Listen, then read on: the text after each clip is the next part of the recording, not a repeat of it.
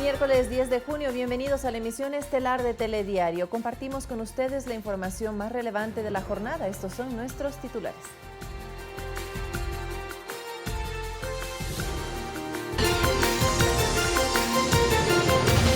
Prisión preventiva y prohibición de enajenar bienes para Daniel Salcedo, investigado por la adquisición de insumos médicos con sobreprecio en el Hospital de los Ceibos de Guayaquil. En la Asamblea Nacional se analiza la destitución del legislador Daniel Mendoza, acusado por la Fiscalía de presunto delito de delincuencia organizada. Los bancos y cooperativas del país refinanciarán las deudas a sus clientes hasta el 29 de agosto sin cobro de intereses por mora. El laboratorio de la Universidad Yachay podrá procesar pruebas PCR de detección de COVID-19. Los reactivos serán donados por el gobierno de Alemania. Y en lo internacional, desgarrador mensaje del hermano de George Floyd ante el Congreso de Estados Unidos. Pidió justicia y dijo a los legisladores norteamericanos que de ellos depende que su muerte no sea en vano.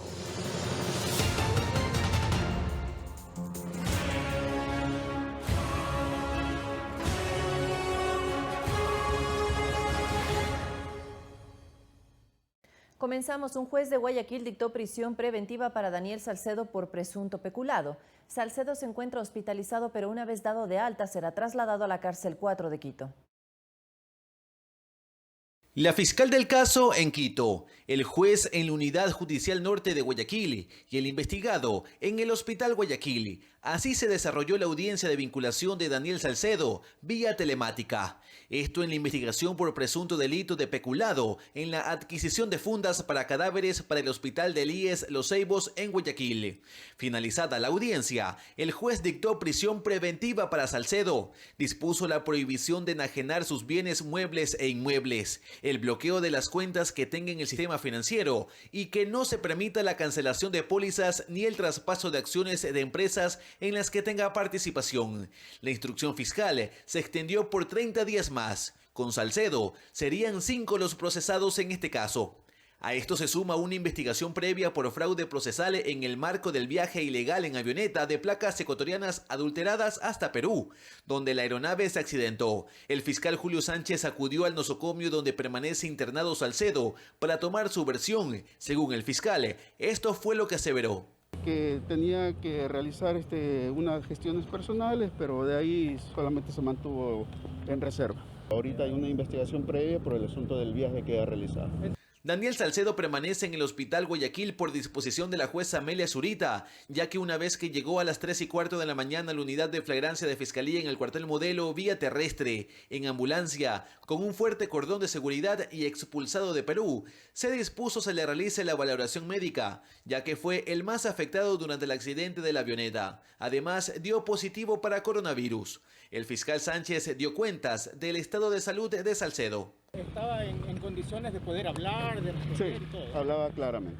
Daniel Salcedo cumplirá la prisión preventiva en el Hospital Guayaquil y una vez dado de alta, será trasladado a la cárcel 4 de Quito. Mientras, la policía remarca que garantizarán la seguridad del investigado durante su estadía en el nosocomio. Nosotros tenemos el personal necesario en las áreas necesarias justamente para que esto se cumpla con toda normalidad. En el Hospital Guayaquil también se encuentra Jocelyn Mieles, donde se recupera luego del accidente aéreo. En la madrugada ella también rindió su versión libre y voluntaria. Por ahora no está detenida. Esto aseguró su abogado sobre su participación en el vuelo a Perú. ¿Cuál era el destino del viaje? No sabemos, ella tampoco lo sabe, era una sorpresa, por el cumpleaños. Simplemente era un viaje de placer.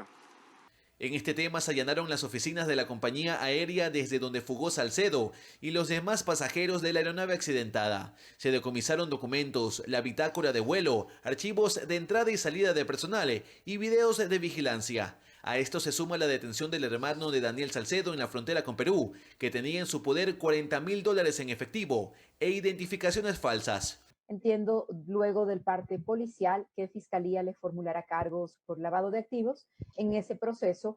Luis Alfredo Zúñiga, Ecuador TV. En entrevista a una cadena de televisión nacional, la ministra de Gobierno, María Paula Romo, dio detalles sobre los procedimientos que se utilizaron para el traslado de Perú a Guayaquil de Daniel Salcedo, vinculado a actos de corrupción en compras públicas. Según la secretaria de Estado, el detenido vendría operando con una mafia desde hace años. En un operativo sin precedentes se dio el traslado a Guayaquil de Daniel Salcedo, procesado por presunto peculado en adquisición de insumos médicos en el Hospital del IES de Los Ceibos. Según la ministra María Paula Romo, las medidas de seguridad se dieron ante la alerta de intentos por evadir la justicia. El traslado se hizo con una cápsula muy grande, tanto en el Perú como en Ecuador, y hemos recibido la ayuda de todas las autoridades. Nuestra cónsul pagó de su bolsillo la cuenta del hospital y el tanque de oxígeno, porque la noche de ayer lo que decían estos señores es que no podían pagar la cuenta del hospital y que por lo tanto no podían salir, que no los podían dejar salir. A ese extremo se ha llegado en el intento de evadir la justicia, lo que constituye en sí mismo un nuevo delito. Un viaje que además debió cumplirse aplicando los protocolos para pacientes con COVID-19. En el hospital en Perú había dado positivo para COVID. De todas maneras, se están repitiendo los exámenes en Guayaquil para saber exactamente qué tratamiento se debe dar. Sobre el allanamiento a las oficinas de la compañía aérea desde donde fugó el implicado, aclara. No había un vuelo autorizado, están cerradas las fronteras aéreas, Perú sigue con sus fronteras fuertemente cerradas. En ningún momento el plan de vuelo autorizaba la salida del país. Era una ruta aparentemente normal para ese tipo de aeronave y la DAC está prestando toda la colaboración en este caso porque también seguramente habrán sanciones administrativas y penales. Según Romo, la detención de Salcedo abriría las puertas para llegar a los principales cabecillas de la delincuencia organizada que impera en otras instituciones públicas desde hace varios años. Al parecer está vinculado desde hace muchos años con contratos con el poder, con contratos con el Estado. En el 2014 un contrato con la gobernación. En el 2013 un contrato con el entonces Ministerio de Bienestar Social, en el 2015 contratos con Inmobiliar, en el 2015 y en el 2017 contratos con el Consejo de Participación Ciudadana. Esta mafia no se armó este año, esta mafia no se armó en los últimos 3 años. Tenemos alrededor de los suministros, de los insumos, de la obra pública, muchísima corrupción en el país enquistada, enraizada desde hace años. Tenemos que ir también por el tema de los proveedores, mirar las empresas, mirar las exportaciones, las importaciones. Sobre las acusaciones de una asambleísta sobre su presunta vinculación en el reparto de los hospitales, precisó. Levanta rumores. Le he pedido que si tiene pruebas las presente y que además lo haga de manera respetuosa. Los asambleístas, los alcaldes, los prefectos, las fuerzas sociales y políticas con las que yo he tratado en el año y medio que soy ministra de Gobierno. Nunca en ninguna conversación en la que yo haya participado se ha hablado siquiera de un hospital o de un contrato en ningún otro lugar. Mariuxi Buenaño, Ecuador TV. ¿Cuál fue el trayecto que efectuó la aeronave ecuatoriana que se accidentó en Perú y en la que se trasladaba Daniel Salcedo, requerido por la justicia ecuatoriana? Se lo contamos en la siguiente nota. La Dirección General de Aviación Civil dio a conocer la ruta que siguió la aeronave Piper 32, de matrícula HCBLO, propiedad de la empresa Granjas Marinas AA, Gramada S.A., compañía que registra como accionistas a los hijos del político Alfredo Aduncia D. La avioneta salió el lunes 8 de junio a las 5:56 de la mañana, cubriendo la ruta Guayaquil-Pista Roble Mar en la isla Puná. Según el reporte del Sistema Internacional de Vuelo por Internet, IFIS por sus siglas en inglés, habían 6 ocupantes, el piloto Franklin Lara y los pasajeros Alfredo Espinosa, César Rodríguez, Abraham Muñoz, preste atención a este nombre, Andrés Alcíbar y Jocelyn Mieles, novia de Daniel Salcedo. A las 6:25 de la mañana, la aeronave reporta su aterrizaje en la pista Roble Mar en la isla Puná, cumpliendo los procedimientos y permisos sin inconvenientes. Posteriormente, la aeronave sale rumbo a Perú. Sin embargo, la DAC no receptó el plan de vuelo de la ruta Isla Puná-Perú, por lo que no fue una operación autorizada. Y fue a las 8:40 que la Dirección General de Aviación Civil recibió el reporte del accidente de la aeronave ecuatoriana en el sector El Bendito, en Tumbes, Perú. 2 días después de este accidente, el hermano de Daniel Salcedo fue detenido en la frontera con el vecino país peruano. Según indicó la ministra de Gobierno María Paula Romo, al momento de la aprehensión se le encontraron $40.000 en efectivo y varias identificaciones falsas.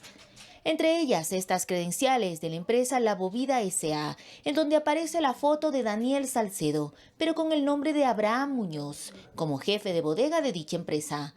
Si recordamos, según la planilla de vuelo, Abraham Muñoz sí salió desde Guayaquil hasta la isla Puná.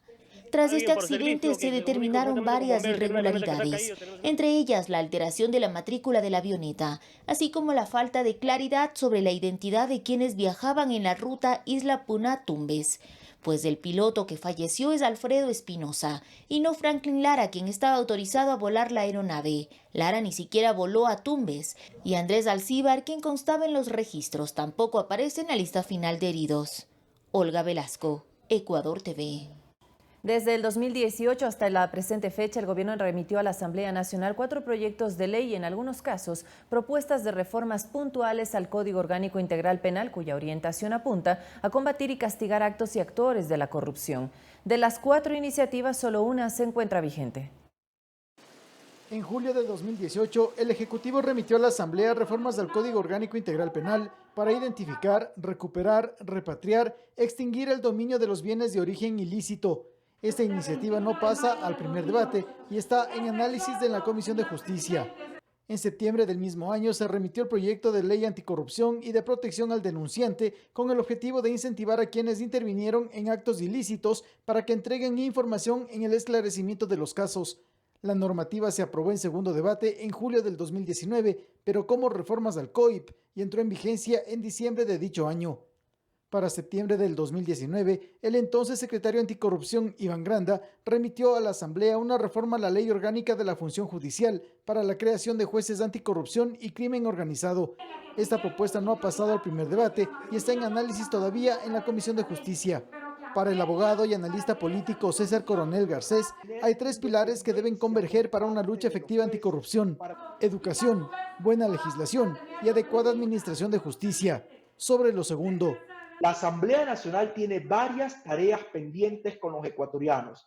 Son muchos los proyectos de ley que están en trámite y que deben ser absolutamente debatidos con amplitud, socializados, pero también en el menor tiempo posible, aprobados e implementados. En mayo pasado, nuevamente el presidente Moreno remitió al Parlamento el proyecto de ley de reformas del Código Orgánico Integral Penal, que tipifica la figura de elusión en los procesos de contratación pública en situaciones de emergencia. La propuesta contempla además reformas a la ley de contratación pública. El gobierno ha sido el primero en poner la evidencia y la transparencia en este momento de emergencia. Que nunca más miremos con indignación el sobreprecio en insumos o medicamentos que tienen como propósito salvar vidas. Normativas que para el analista César Coronel Garcés no son suficientes si no tienen un engranaje y una conexión complementaria. Es todo un conglomerado de situaciones, de instituciones que congregan entre sus atribuciones el combate y la lucha contra la corrupción. Javier Ceballos, Ecuador TV.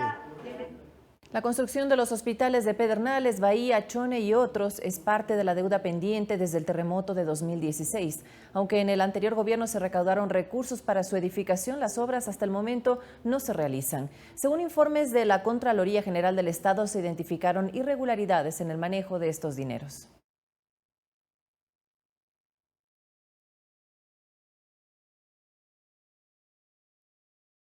Ante los daños ocasionados por el terremoto del 16 de abril de 2016, tanto en las provincias de Manabí y Esmeraldas, el gobierno de turno implementó la denominada Ley de Solidaridad. Una ley que ayuda a la reconstrucción integral de las zonas afectadas por el terremoto. Para administrar los recursos se conformó el Comité de Reconstrucción, liderado por el ex vicepresidente Jorge Glass y posteriormente Carlos Bernal. Según un informe del Servicio de Rentas Internas, se destinaron 2.955 millones de dólares para las zonas afectadas. De esta cifra, 1.663 millones corresponden exclusivamente a la recaudación de contribuciones solidarias. En salud, hospitales, centros de atención de primer nivel, en vías, en agua y saneamiento. Actualmente, la Contraloría General del Estado ejecuta 32 acciones de control en el contexto del terremoto. En informes ya aprobados, se detectó irregularidades en la asignación de forma directa de las obras, así como la falta de priorización de los proyectos. Quedaron en el aire los ofrecimientos de hospitales en Bahía, Chone y Pedernales. Este último es una obra que por 2 ocasiones se identificaron actos de corrupción. A ello se suma el manejo de los recursos en productos de comunicación, justificados con la necesidad de levantar el ánimo de los manavitas. Entre varios rubros relacionados, el Comité de la Reconstrucción gastó $788.000. Por ejemplo, en campañas informativas de motivación, gigantografías, videos testimoniales, entre otros. Las obras que según el dinero que se ha gastado deberían ser las necesarias para recuperar Manabí, porque según los manavitas no se ha hecho nada. Ante estas presuntas irregularidades, en junio de 2019 la Fiscalía abrió una investigación previa. Olga Velasco, Ecuador TV. El Consejo de Administración de la Legislatura calificó las solicitudes de investigación al asambleísta Daniel Mendoza. El proceso se lleva a cabo en el ámbito político para aplicar una eventual destitución del cargo.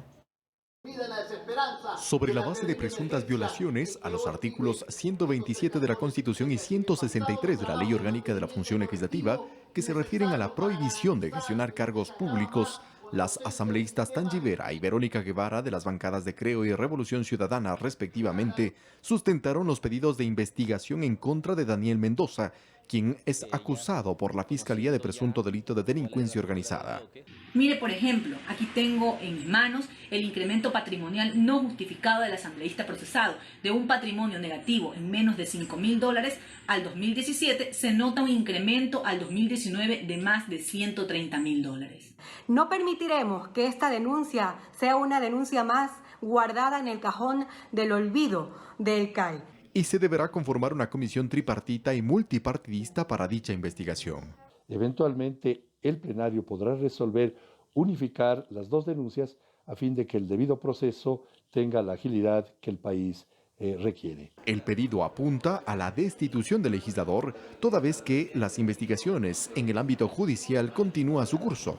La fiscal general Diana Salazar se refirió sobre los indicios encontrados con el caso del asesor de Mendoza, Giancarlos Benavides. También tenemos registros contables en los que se indica cuota asambleísta $360.000, cuota Tamayo $320.000. Así iban registrando poco a poco según los movimientos que estaban haciendo.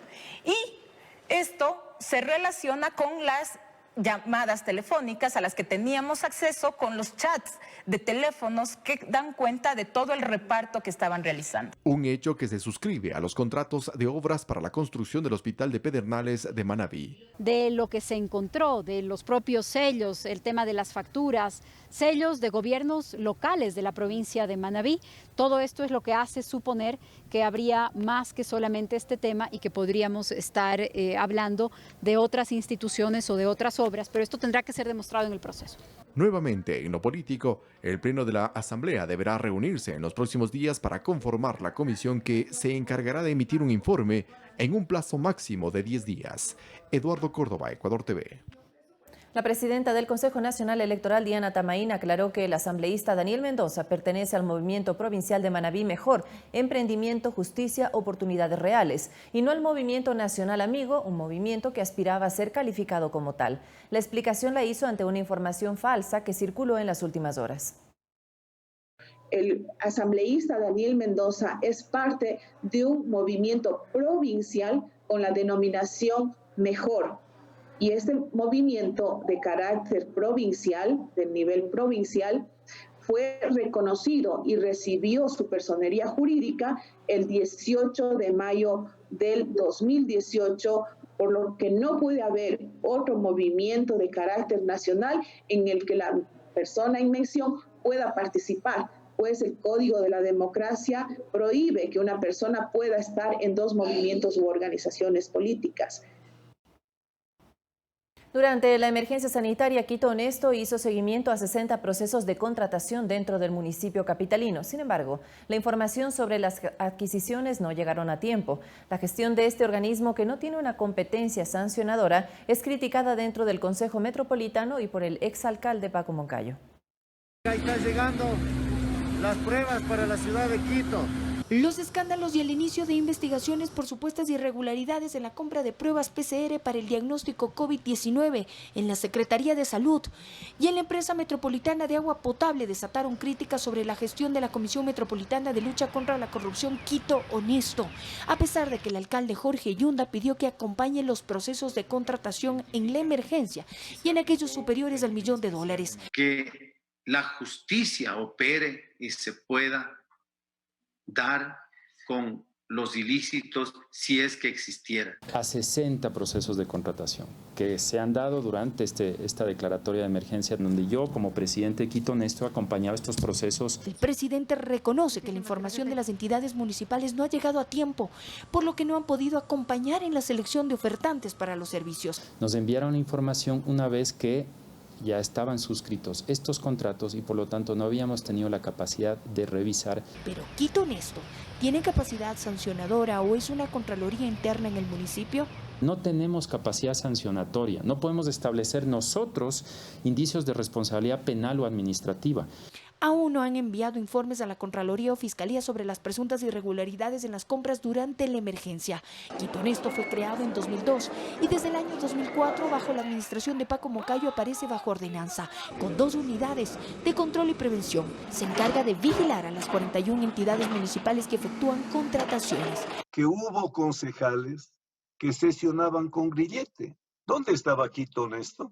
En su organigrama tiene 5 comisionados que son representantes de varios sectores. El del alcalde es quien lo preside.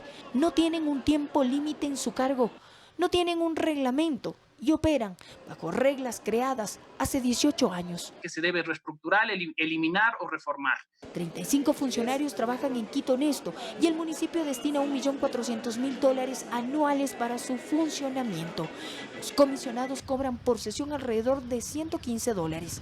No puede ser que las mismas personas que designa el alcalde sean quienes controlan al alcalde con un sueldo de $4.300. El ex burgomaestre Moncayo sostiene que es necesario que Quito Honesto se deslinde de la administración municipal. Usted no tiene una organización para que esté ganando sueldos y desperdiciando la plata a la gente. En el año 2019, Quito Honesto envió 6 informes a Fiscalía y Contraloría sobre procesos de contratación en las entidades municipales y en aquellas que reciben los fondos públicos.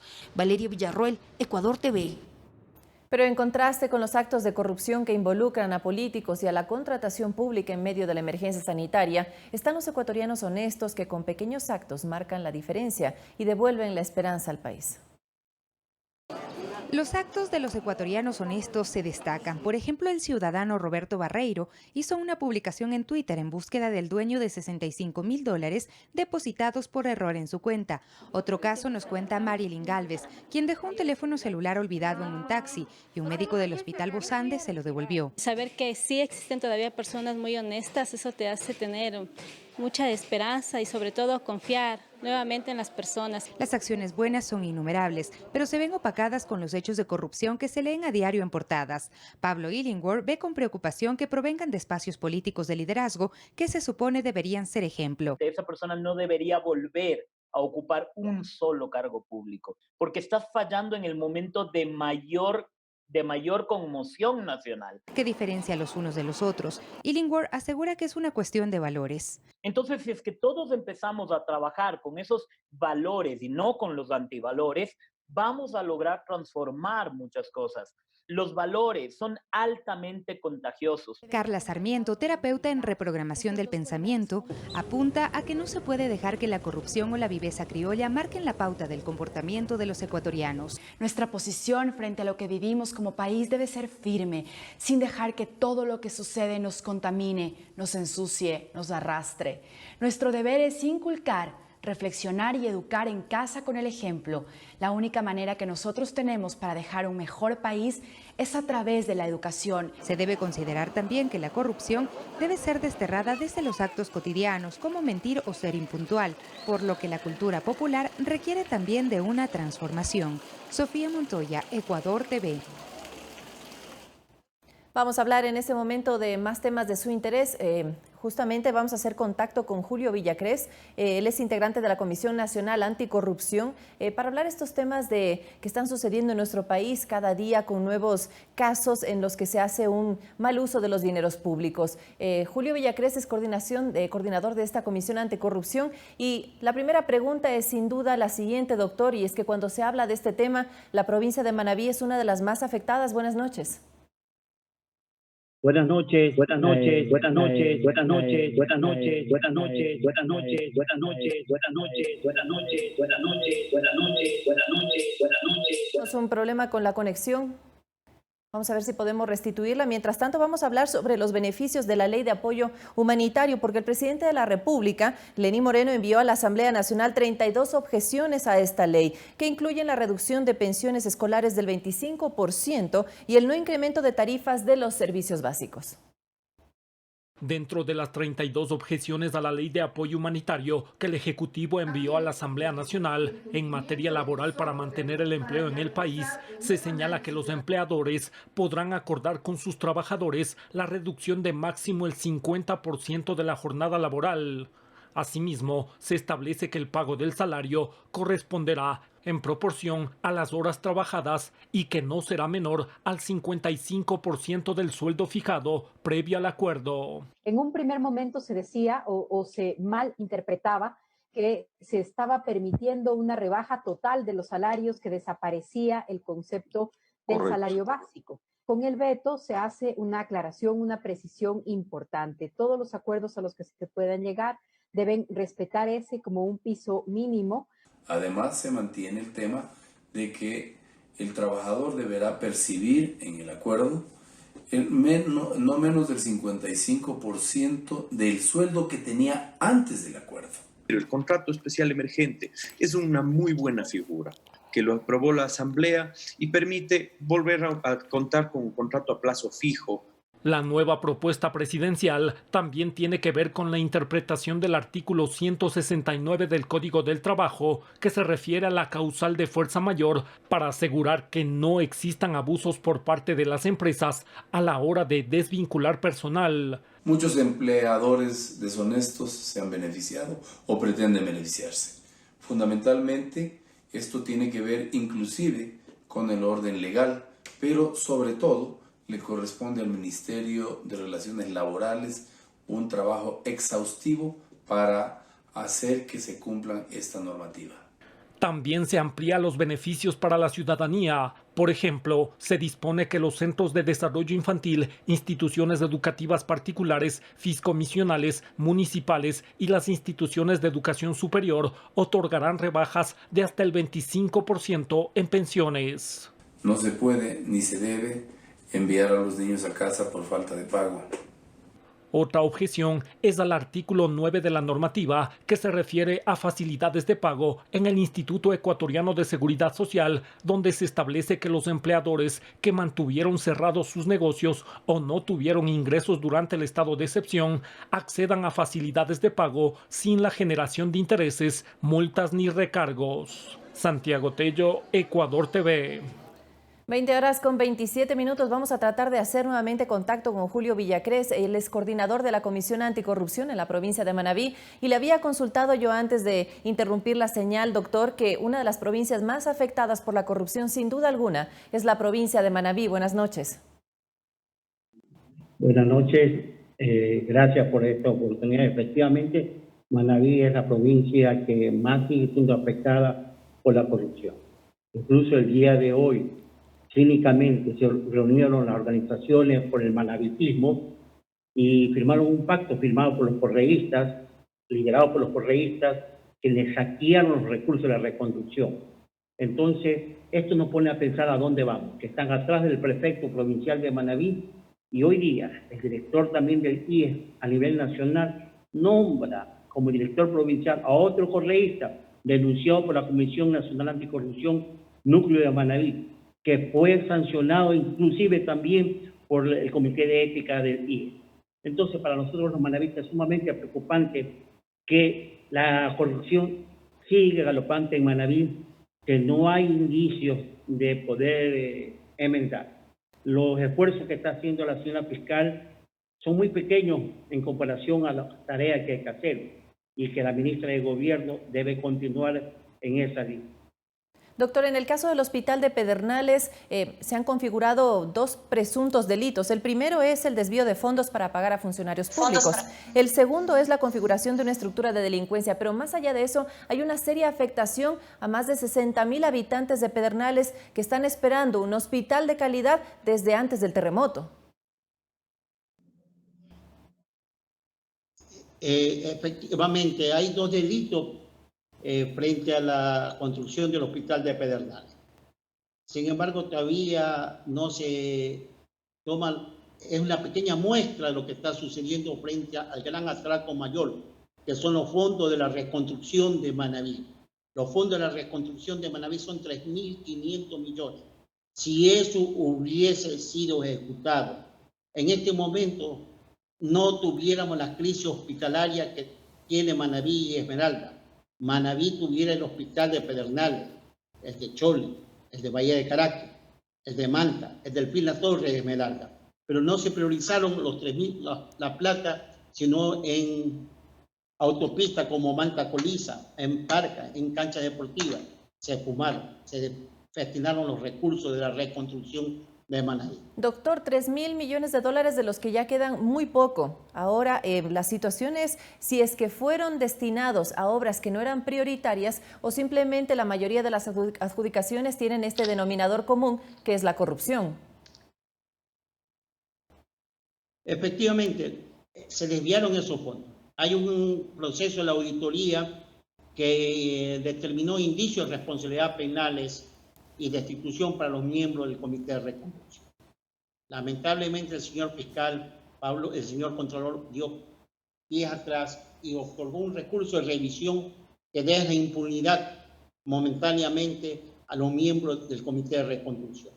Esos mismos miembros del Comité de Reconstrucción hoy se reunieron a nombre del manabitismo y firmaron un pacto por la provincia. ¿Con qué autoridad moral? Si ellos fueron los que se destinaron los fondos de la reconstrucción, fueron los voceros de la corrupción en Manabí. Por eso es que nosotros cuestionamos la reunión de hoy día, que a nombre del manabitismo quieren desviarnos la atención ahora. Ese arrepentimiento nosotros no lo aceptamos, encabezado por el prefecto. ¿Cómo es posible que esa reunión haya sido avalada por el subsecretario de Salud y por el nuevo director provincial de Salud? Pedimos al gobierno nacional que defina esta situación. Con los causantes que se robaron los recursos de la reconstrucción, no puede haber perdón o olvido, no puede haber diálogo. Lo único que se debe hacer con ellos es perseguirlos para meterlos a la cárcel y que devuelvan lo que le robaron al pueblo manabita y al pueblo esmeraldeño. Doctor, la comisión que usted representa, ¿cuáles son las recomendaciones que hace, sobre todo frente a este aparente reparto de los hospitales y que en algún punto la Contraloría no va a darse abasto para indagar, para profundizar en todos los contratos que se han hecho en los últimos años? Bien, nosotros creemos en una amplia unidad de las fuerzas democráticas de la provincia de Manabí y estamos haciendo un seguimiento y asumiendo la Contraloría Social. No solamente el problema de la reconstrucción, la red del sistema de salud pública de Manabí está en manos de los legisladores. Yo no me atrevo a decir de que la ministra de Gobierno, María Paula Romo, tenga que ver. Eso es viejo, considerando que la ministra del Interior apenas tiene 1 año y medio. Pero ella, ya sabiendo, tomando conocimiento, debe delindar todo el aparato burocrático de los chantajes políticos que recibió para mantener esa mayoría en el Parlamento, en la Asamblea Nacional. Claro está que no podemos poner a todos en el mismo saco. Hay gente muy honesta que fue utilizado, como es el caso del gobernador de la provincia, un joven que ha sido utilizado, pero que no tiene nada que ver con la corrupción y que goza de la simpatía, del aprecio de las familias y de los puertovejenses particulares. Doctor, entonces es el mismo gobierno, los mismos funcionarios que deben acabar con este reparto de los hospitales. ¿Le compete a la Fiscalía, le compete a la Contraloría? ¿Cuál es la recomendación que hace la Comisión Anticorrupción? Sinceramente que el audio de retorno no me está llegando bien, pero me imagino la pregunta. En todo caso, yo le quiero manifestar que apoyamos las indagaciones fiscales de la señora fiscal general del Estado. Y le decimos a la señora fiscal que hay otros indicios de responsabilidad penal, como es el caso de la autoridad portuaria, como es el caso del puerto de San Mateo, y que también inicie fortalezca las indagaciones fiscales, que son 6 por asociación ilícita, que consta en la Fiscalía General del Estado, por asociación de banda delincuencial organizada, por testaferrismo, por lavado de dólares. Eso no puede quedar en la impunidad. Muchísimas gracias, Julio Villacreces, integrante de la Comisión Nacional de Anticorrupción, por sus impresiones. Y también queda que la ciudadanía siga denunciando este tipo de casos, incluso a través de las redes sociales, para que también sean los periodistas quienes hagan investigación, para que de una vez por todas se terminen estos casos de corrupción. Hacemos una pausa, pero al regresar más noticias de su interés aquí en Telediario.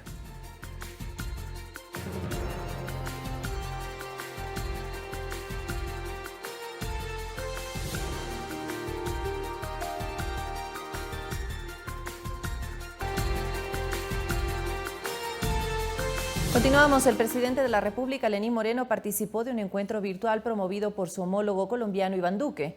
En este espacio, el jefe de Estado ecuatoriano presentó las acciones de su gobierno para enfrentar la pandemia. Informó que en el país actualmente se realizan 6.000 pruebas de detección diarias y también detalló las acciones para lograr una reactivación ordenada. La presidenta de Bolivia, Yanine Áñez, cerró la jornada de este día e insistió que para la región es muy importante continuar con el impulso productivo para que no sea el corona hambre el que cobre más vidas.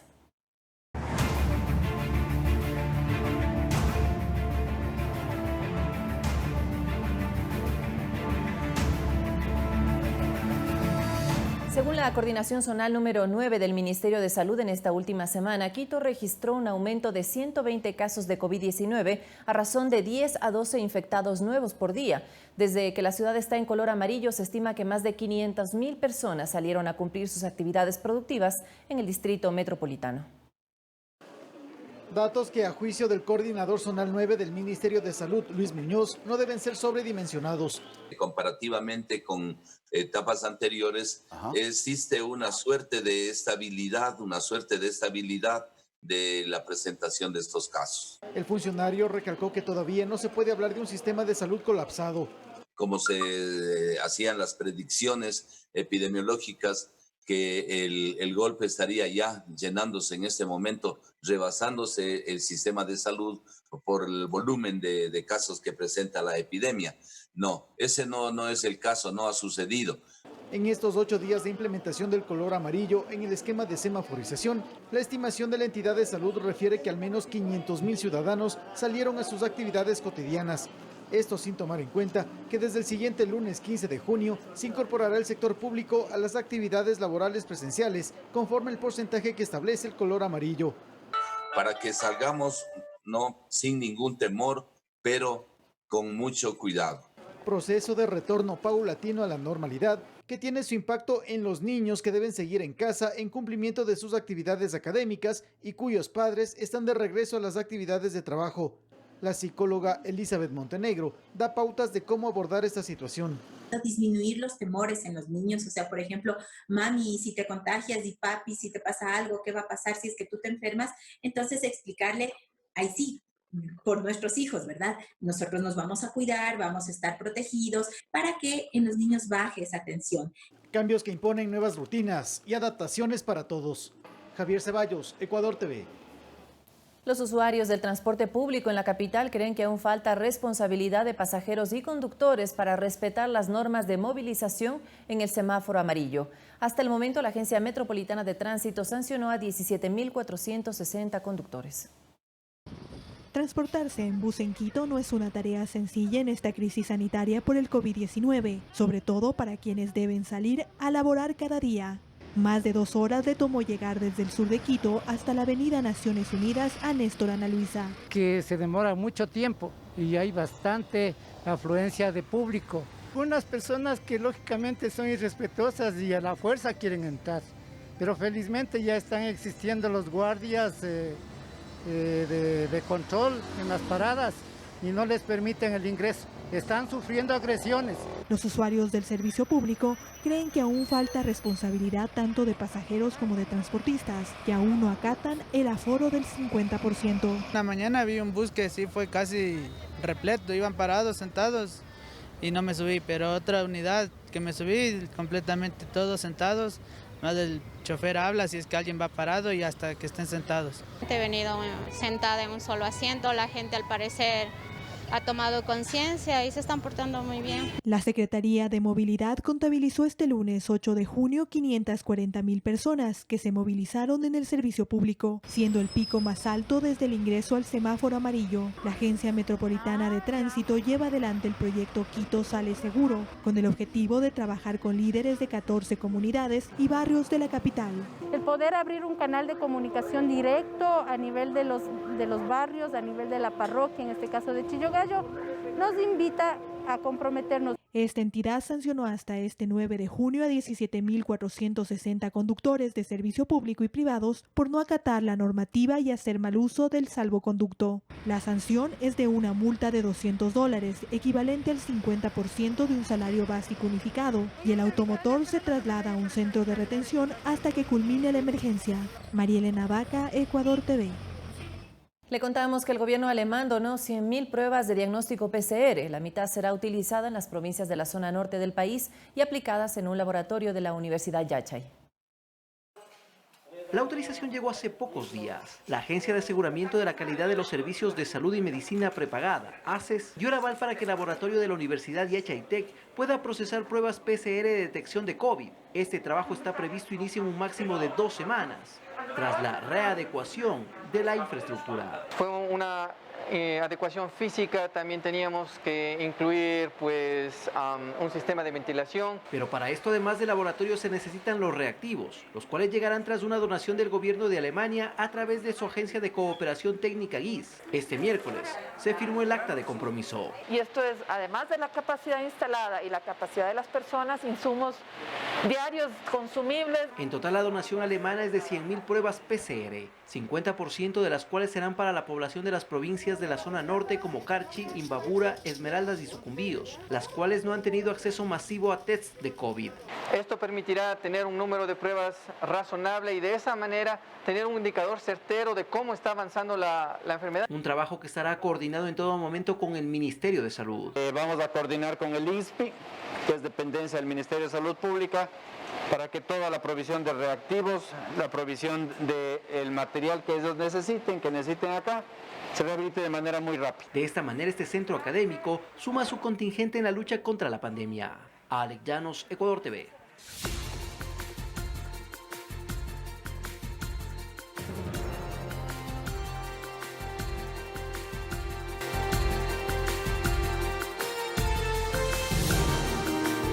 Continuamos a través de los créditos de desarrollo humano del Ministerio de Inclusión Económica y Social. Emprendedoras de la Zona 8 aportan a la reactivación económica de los sectores populares con la creación de nuevos negocios productivos. En los sectores populares poco a poco se reactiva la economía. Ketty Magallanes es beneficiaria del Bono de Desarrollo Humano. A través del crédito ha hecho crecer su negocio comercializando chifles para tiendas y restaurantes. Lo he hecho ya por 3 veces, entonces todos los créditos que he obtenido lo he implementado en lo que es el negocio. Nos sentimos bien porque podemos trabajar aquí en familia, junto a mi esposo, le ayudo. Beneficiarios del Bono de Desarrollo Humano que accedieron al crédito de desarrollo humano han utilizado esa capital para emprender. Por su lado, Gisela Rodríguez, madre soltera, accedió al crédito para vender víveres. Trabajar en su tienda le permite compartir el tiempo y cuidar a la vez de su hija. Quise aprender esto para estar pasar con ella y aprenderle más, o sea, darle más atención a ella y no dejarla sola. Por eso tener mi propio negocio. En lo que va del año, en la Zona 8, que comprende los cantones de Guayaquil, Durán y San Borondón, se han entregado 806 créditos de desarrollo humano entre individuales y colectivos. Que se sume la intención y la voluntad de los ciudadanos más la ayuda que nosotros podemos dar como Ministerio de Inclusión Económica y Social para entre todos reactivar la economía del Ecuador. En Guayaquil, Guadalupe Ayoví, Ecuador TV. La Junta de Regulación Monetaria y Financiera aprobó una prórroga de 60 días para el refinanciamiento de deudas con los bancos y cooperativas. La ciudadanía cree que esta decisión representa un alivio financiero y muchos ya se acercaron este miércoles a las entidades bancarias a realizar un nuevo ajuste de sus pagos. Largas filas de ciudadanos se registraron este miércoles 10 de junio en la zona financiera de la Avenida Naciones Unidas en Quito. Muchos de ellos se acercaron a las instituciones bancarias a realizar el refinanciamiento de sus deudas de tarjetas de crédito o préstamos directos con la banca. Estamos trabajando, pero se trabaja por horas. Les pagan por horas, pero no alcanza para pagar los créditos. Entonces, si es que hacen un alargue de 60 días, sería bueno para poder, aunque sea, reunir lo que se tenga que pagar. La Junta de Regulación Monetaria y Financiera dispuso desde este martes 9 de junio una prórroga de 60 días adicionales para refinanciar los créditos con los bancos y cooperativas. Con esta disposición, a partir del 29 de agosto, quienes accedan a este beneficio volverán a pagar las cuotas de sus créditos o préstamos sin acceder a intereses por mora o entrar en la central de riesgos. La ciudadanía cree que esta disposición es un alivio financiero. Una buena opción, ya que ahorita la economía del país estamos mal y sí sería conveniente para todos nosotros porque no tenemos ahorita para pagar. Muy de acuerdo. Agradecerles también a la banca privada que nos den ese tipo de facilidades, ¿no? Justamente por eso es que me acerco, es para ver en qué situación me encuentro. Pero hay quienes ya recibieron mensajes de texto de la banca en donde les solicitan el pago inmediato de sus obligaciones. Todavía no sería posible porque no estamos trabajando, nadie estamos generando dinero todavía. Para acceder al refinanciamiento no importa que realizó un primer ajuste en sus deudas en abril. El ciudadano debe comunicarse con su agencia bancaria y no tendrá intereses por mora, pero sí se cobrarán los intereses propios del refinanciamiento. Marielena Vaca, Ecuador TV. En otro tema, Quito eliminó la disposición que regulaba los espectáculos taurinos. Esto generó reacciones para quienes respaldan la protección de los animales y el desacuerdo de los toreros profesionales. Con 20 votos de los ediles del Consejo Metropolitano derogó 150 artículos para la organización de los espectáculos taurinos en la capital, que estaban dentro del Código Municipal. Hay honorarios que son cancelados con fondos públicos, lo cual es realmente impresentable porque nosotros no podemos de ninguna manera destinar los fondos de las quiteñas y quiteños para financiar los gustos en algunos espectáculos públicos de algunos quiteños. Eso es impresentable.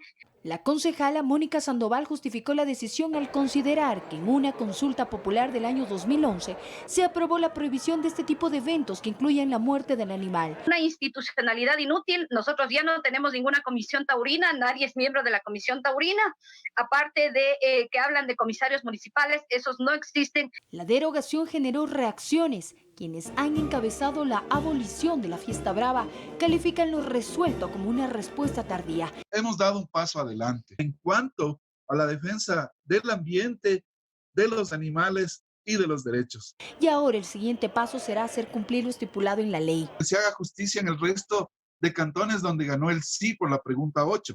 Exactamente son los 127 cantones. Hasta diciembre de 2018 se realizaron espectáculos taurinos en Quito sin la muerte del toro durante la lidia. Roberto Rivera, torero profesional, muestra su desacuerdo y explica que hay una contradicción sobre el cuidado de los animales. El toro de lidia nace para ser lidiado en la plaza de toros, como el toro o el ganado de carne. Al toro se le trata como rey, se le alimenta como a ningún animal durante sus 4 años que viven en la ganadería. Asegura que el gremio adoptará medidas y que es una pérdida para la capital. Quito se ha perdido un montón de plazas de trabajo, de ingresos, de impuestos. Cerrarle las puertas al toreo en el Ecuador ha provocado que muchos profesionales taurinos estén sin trabajo y estén pasando momentos muy complicados. Valeria Villarroel, Ecuador TV.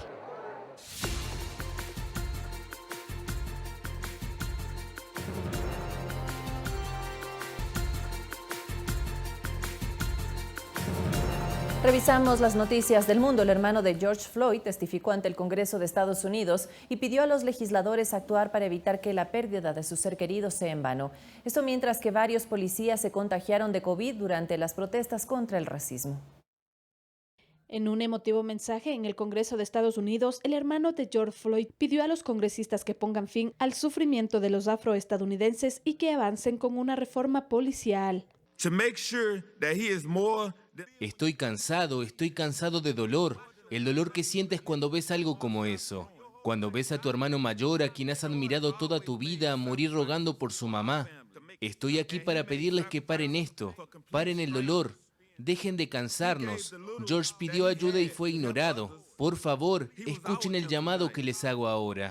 Estas declaraciones se produjeron durante la primera audiencia realizada en el Congreso para examinar la injusticia racial y la brutalidad policial por la muerte de Floyd, al tiempo que el Comité Judicial de la Cámara, liderada por la mayoría demócrata, impulsa una reforma legal que ha levantado asperezas entre los republicanos. Esto mientras la Casa Blanca presentará en los próximos días su propuesta para reformar la policía. El presidente ha pasado los últimos 10 años trabajando silenciosa y diligentemente en propuestas para abordar los temas que los manifestantes plantearon en todo el país. Temas legítimos. Creemos que tenemos propuestas proactivas, sean a través de legislación o de un decreto. Medios locales informaron en las últimas horas que efectivos de la Guardia Nacional dieron positivo al examen de coronavirus tras ser desplegados para atender las recientes protestas en Washington. Según la teniente coronel Brooklyn Davis, portavoz de la Guardia Nacional del Distrito de Columbia, donde está ubicada la ciudad de Washington, no se podrá revelar el número de casos por razones de seguridad operativa. Fernanda de la Bastida, Ecuador TV. 2 grupos de voluntarios militares y civiles fueron seleccionados en Rusia para los ensayos clínicos de vacuna contra el nuevo coronavirus. Así lo comunicó el Ministerio de Defensa de ese país. El documento agrega que 50 militares, incluidos 10 médicos, ya fueron puestos en cuarentena de 4 días, el 4 y el 9 de junio, para excluir cualquier posibilidad de contagio antes de los ensayos. De momento, distintos equipos de científicos tratan de desarrollar una vacuna contra la COVID-19. Uno de ellos, el Instituto de Epidemiología y Microbiología Gamaleya, que expresó la esperanza de registrar la vacuna en agosto, mientras que los investigadores del Centro de Virología y Biotecnologías Vector planean registrarla en septiembre.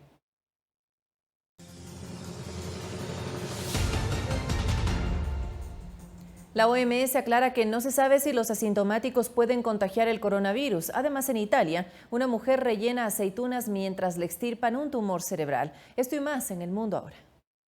La desaparición de 2 hermanos en Idaho, uno de los casos más sonados en la historia reciente de la Unión Americana, parece estar llegando a su fin, luego de que se encontraran restos humanos en la casa del padrastro. La policía de Exburg y la FBI se encargaron de indagar en la casa de Chad Daybell, actual esposo de Lori Vallow, donde se encontraron con cuerpos que permanecen sin ser identificados. La Organización Mundial de la Salud aclaró que todavía se desconoce si una persona asintomática puede transmitir el nuevo coronavirus. El director ejecutivo del Programa de Emergencias Sanitarias de la OMS, Mike Ryan, dijo que aún hay mucho que aprender sobre el tema. Se llama Immuni y parece que ha llegado a Italia para quedarse. Se trata de una aplicación que permite a los usuarios tener información acerca si han estado en contacto con personas positivas en coronavirus a 2 metros de distancia y durante más de 15 minutos. A través de Bluetooth, la aplicación busca los contactos y detalla tanto el día como el tiempo de exposición con la persona enferma. Una mujer de 60 años en la región de los Abruzos y en Italia preparó 2 días atrás unas 90 aceitunas rellenas, una receta llamada Olives all Ascolana. Hasta aquí nada es extraño, pero resulta que esta cocinera amateur elaboró la receta mientras los médicos del hospital le extirpaban un tumor de su cerebro. El prodigioso fenómeno de la señora que manipula los ingredientes mientras la intervienen tiene que ver con un procedimiento quirúrgico que monitorea de manera constante los resultados de la operación de acuerdo a la actividad que realizan los pacientes mientras permanecen despiertos. Fernanda de la Bastida, Ecuador TV. 21 horas en punto, finalizamos la emisión estelar de Telediario. Gracias por su preferencia. Le invitamos a seguir en la sintonía de Ecuador TV.